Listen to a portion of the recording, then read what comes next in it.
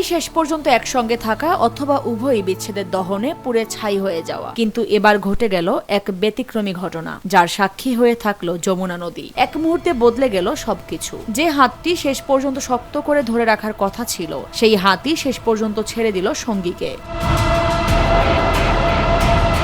বৃহস্পতিবারের পরন্ত বিকেল নিউ যমুনা ব্রিজের ওপর দাঁড়িয়েছিল এক যুগল। আশেপাশের ব্যস্ততাকে উপেক্ষা করে তারা মগ্ন ছিল শেষ মুহূর্তের কথোপকথনে। পুলিশ ও প্রত্যক্ষদর্শীদের প্রাথমিক ধারণা অনুযায়ী তারা এসেছিল একসঙ্গে মৃত্যুর মিছিলে সামিল হতে। জীবনের সব অভিমান আর দীর্ঘশ্বাসের অবসান ঘটাতে তারা বেছে নিয়েছিল যমুনার উত্তাল জলরাশিকে। পূর্ব পরিকল্পনা অনুযায়ী প্রেমিক অনুগুপ্তা সেতুর রেলিং পেরিয়ে ঝাঁপ দেন যমুনার গভীর জলে। কিন্তু এরপরই ঘটে অবিশ্বাস্য সেই মুহূর্ত। যে হাতটা ধরে জীবনের শেষ প্রান্ত পর্যন্ত যাওয়ার কথা ছিল, সেই হাতটি যেন অদৃশ্য হয়ে গেল নিমিষেই। ঝাঁপ দেওয়ার আগে প্রেমিক হয়তো আশা করেছিলেন পাশে দাঁড়িয়ে থাকা প্রেমিকাও তার হাত ধরে তলিয়ে যাবেন অতলে। কিন্তু বাস্তবতার চিত্রনাট্য ছিল ভিন্ন।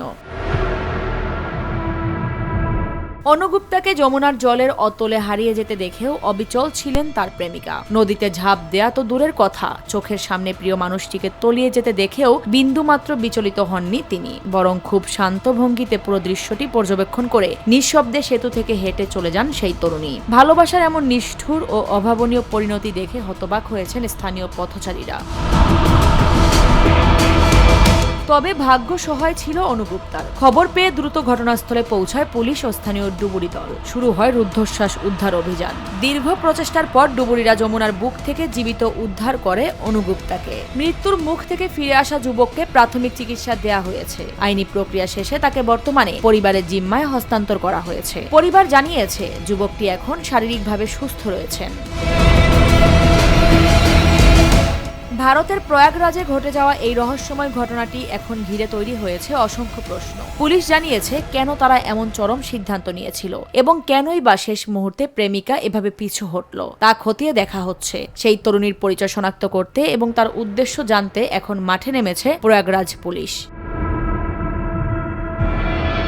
একটি সম্পর্কে টানাপোড়েন কিভাবে মানুষকে এমন ধ্বংসাত্মক প্রান্ত পর্যন্ত নিয়ে যেতে পারে, তা আজ আবারও প্রশ্নবিদ্ধ হলো। অনুগুপ্তা বেঁচে ফিরেছেন ঠিকই, কিন্তু যে প্রেমিকার প্রতি বিশ্বাস রেখে তিনি যমুনার জলে ঝাঁপ দিয়েছিলেন, সেই মানুষটির এমন আচরণ তার মনে হয়তো গভীর কোনো ক্ষত রেখে যাবে চিরকাল।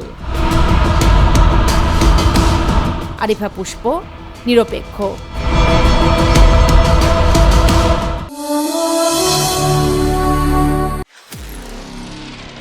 নিরপেক্ষ, সত্য প্রকাশে আপোষহীন।